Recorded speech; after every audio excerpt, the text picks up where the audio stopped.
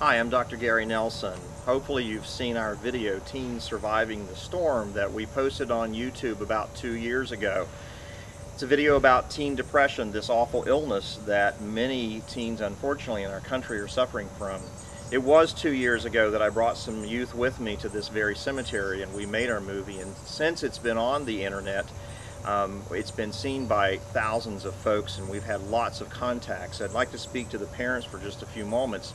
In that same time period, and since my book has been out, A Relentless Hope, Surviving the Storm of Teen Depression, I've been all over the country speaking to adults and teens on teen depression. I've been in middle schools and high schools, colleges, churches, professional gatherings, many different venues. And everywhere I go, people have come up, teens and adults alike, and said, "Thank you for doing this because," and then they begin to share their story. So I want folks to realize that, yes, the book uses our son's story, but his story is the story of many, many, many, many. And as a matter of fact, we started in the cemetery with this project to help emphasize the fact that this has become an epidemic for teens in our country today. When the swine flu virus was threatening us not long ago, we began to worry about the number of lives that we might lose, especially among young folks. We're already suffering from that kind of loss of life with this terrible illness that we call depression and its relatives, other related illnesses. We're losing 100 teens a week, 100 folks in the age group of 15 to 24. We're losing that every week in our country. So I want to speak to the parents for just a moment because the YouTube video is kind of short, we don't get much time, but there's a few things I would just want to emphasize. First, folks, I want parents to realize that it's normal for all of us as parents when our teen begins to kind of exhibit some things that we've been told, oh, they're just being a teen, you know, oh, we see irritability, we see anger. We see maybe drop in school grades. We think, you know, why aren't you trying harder? You can do this. You're not this kind of a student. You're such a better student than that. It's normal for us when we see those kinds of behaviors and symptoms in our children. It's normal when we see them isolating to think, well, you know, sometimes for teens they have problems with friends and they're so emotional and moody and things like that. It's normal for us to think that, well, you know, if we just do some more disciplinary kinds of things, we can just, you know, we can get them to act the way they're supposed to act. And with this terrible illness, many, many times, the symptoms that we talked about in the video, they do get either ignored or blown off as, oh, they're just being a teen. I can't tell you the number of times since we made the video, and I've been on the road doing these seminars and things, I can't tell you the number of times I get emails and phone calls and contacts from teens where they will say to me, they'll say, you know, Dr. Nelson, I watched the video and you're describing me. Or they'll come up to me at one of my live events and they'll say, Dr. Nelson, you know, you're talking about me. And then they begin to share the pain and sometimes the horror that they've already experienced. And then I'll say, well, you know, you need help. And they've said, so many of them, unfortunately, they said, well, I tried to get help, but when I tried, I told my parents and they didn't believe me. Or I tried to tell my parents and they told me I was just trying to get attention. And so, unfortunately, they did not get the help they need.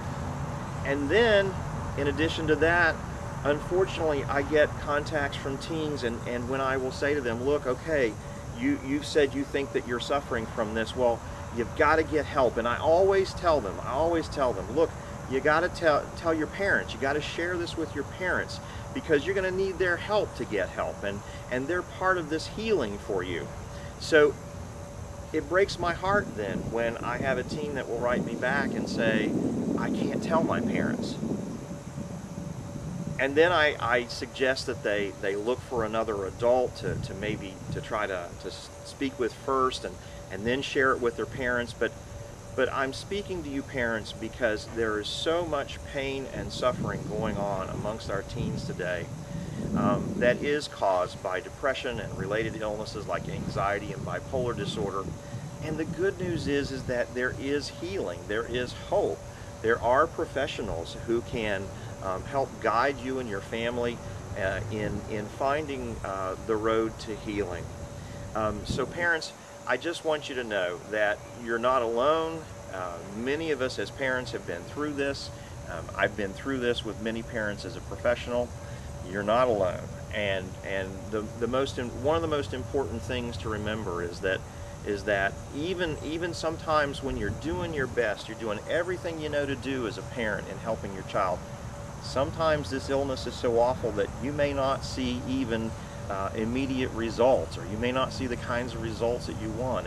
And so I want you to know as parents that even when you're trying your best and you're asking for help and you're using the help, sometimes you just don't see results. Well, it doesn't mean that you're being a bad parent. It means that you're doing your best. You're being faithful.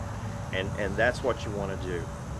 I also want you to know, parents, that a lot of parenting, believe it or not, is by experimentation. I also have a science background, so I like to talk about experiments. And I learned somewhere along the line in my parenting that almost every decision I make is probably a little right and a little wrong, every single decision. And so knowing that helps me sometimes not to get so anxious and uptight about is this it, is this it, is this it, is this the right decision, is this the right decision? And any times that we can take pressure off of ourselves as parents, boy, does that ever help us in the long run. But I want you to know that even when you're doing your best and you're not seeing the results, it means you're still being a good parent, and it means that sometimes we just have to experiment. When we're trying to help teens through this kind of healing process, we may try one thing with our teen this week and it works great and it's really helpful. And the next week we may try it and the same thing, nothing happens. It's really important for us as parents not just to say something or do something without following up and observing and asking ourselves, now, did that really help? Or did that make the situation worse? I remember the story one time of a young teen that came to see me, and she and her parents came in my counseling room, and she told me that everything she owned except for a couple t-shirts and a couple pair of pants, everything else was in garbage bags. Even everything in her room, everything off the walls of her room were in garbage bags. Why?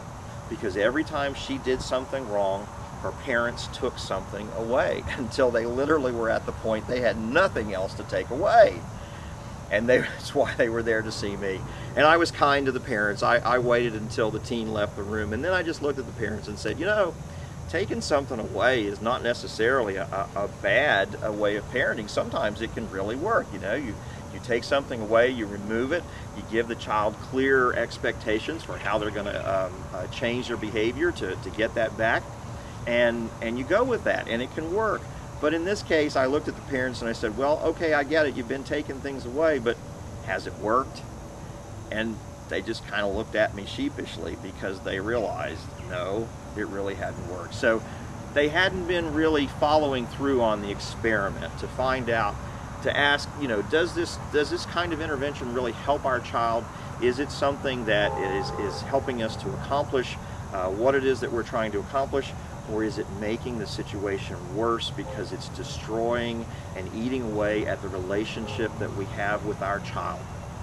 Parents, the most important thing that you have in this journey is the relationship with your child. I cannot emphasize that enough.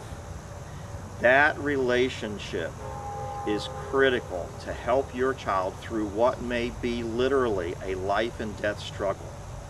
So, it's sort of like what new doctors learn when they take the Hippocratic Oath. If nothing else, do no harm. In other words, when you're trying to figure out what you do, and I guarantee when you're going through this journey with a teen, there will be many times when you're scratching your head and saying, now, what do we do next? And oftentimes there's such pressure to just do something, just do something.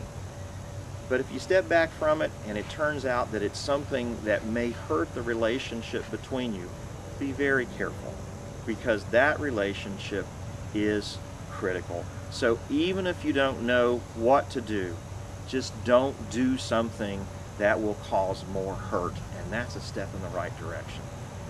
There's lots of more things that I could share with you. I like to try to keep these brief. I am available to come to your community anywhere in the country and speak for free on this topic for teens or adults, parents, professionals, you name it. My wife and I have a passion about trying to help folks going through this, because we can say we know what it's like. So, best wishes for you, and all the hope and healing that you and your family need for going through this journey. Thank you very, very much.